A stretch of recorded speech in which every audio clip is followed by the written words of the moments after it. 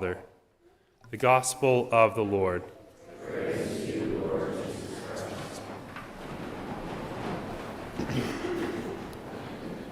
Well, the imagery of a shepherd and his sheep is a very enduring one. It will last probably until the end of time because we'll always have sheep and shepherds that take care of them.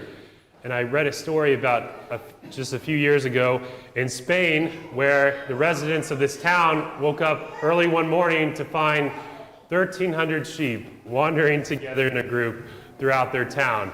And so they looked and they said, well, where's the shepherd? And they went around and found him.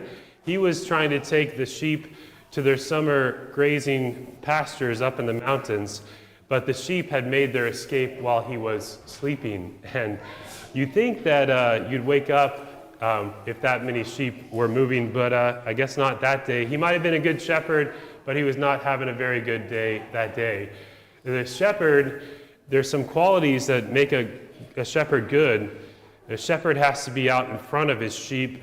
He also needs to be in the midst of his sheep and behind his sheep. He needs to be in front of them to lead them to some place that he's aware of that they are not.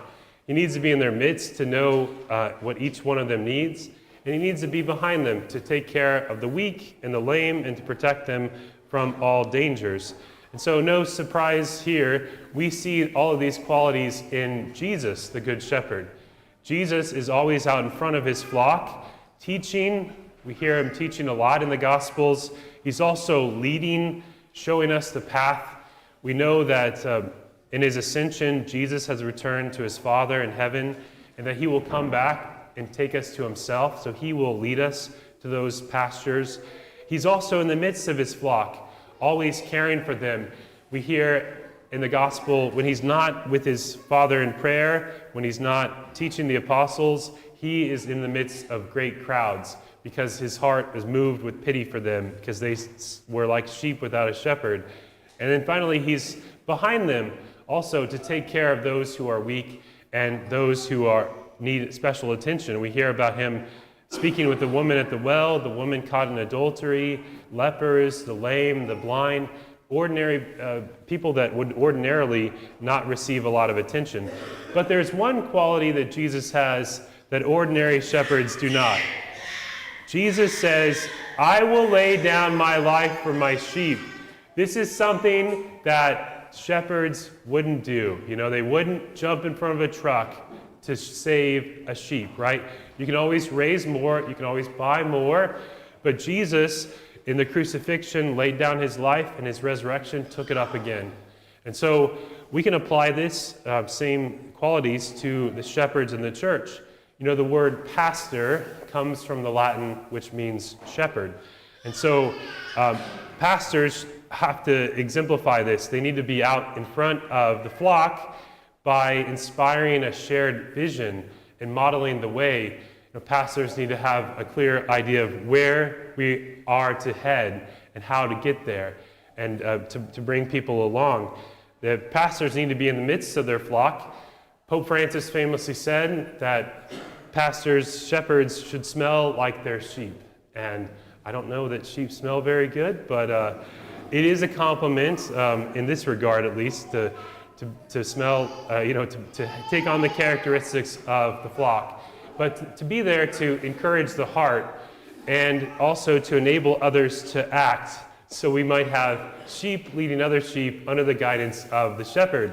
And then the pastor also has to be behind the sheep, or behind the flock, to take care of those who might be weak in faith or those who are injured spiritually or morally, and also to look after those who stray and those sheep that are lost. St. Augustine pointed out that when the shepherd goes to look for the lost sheep, the pastor goes to look for the lost sheep, sometimes they bite him, but he doesn't give up, and sometimes the lost sheep will say, why are you looking for me? I want to be lost.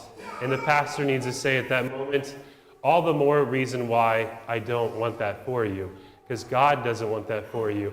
We know that, as we heard in our first reading, salvation only comes through Jesus and the flock that is the church, and so we don't want this for anyone.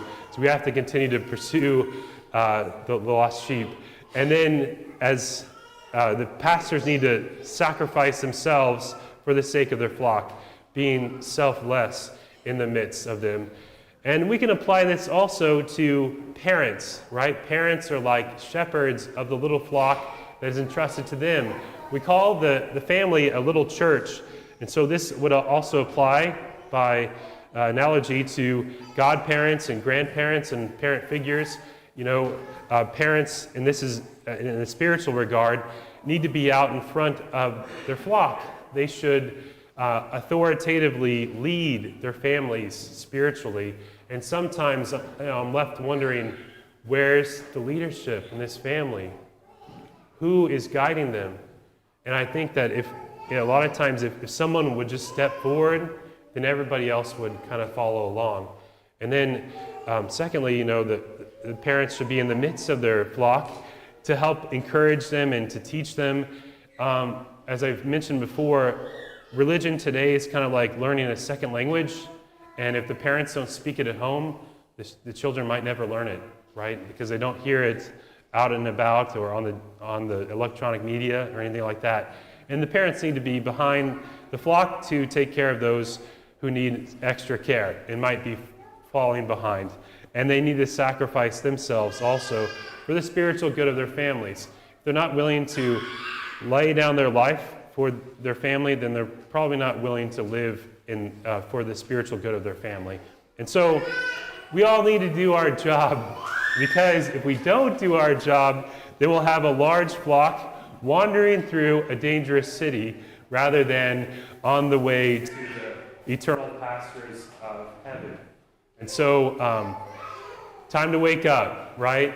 No more sleeping. We need to wake up, strengthen what remains, and to take good care of the Lord's flock, for which he gave his life, which he shed his precious blood, and he has entrusted to each one of us to take care of those who are in our care.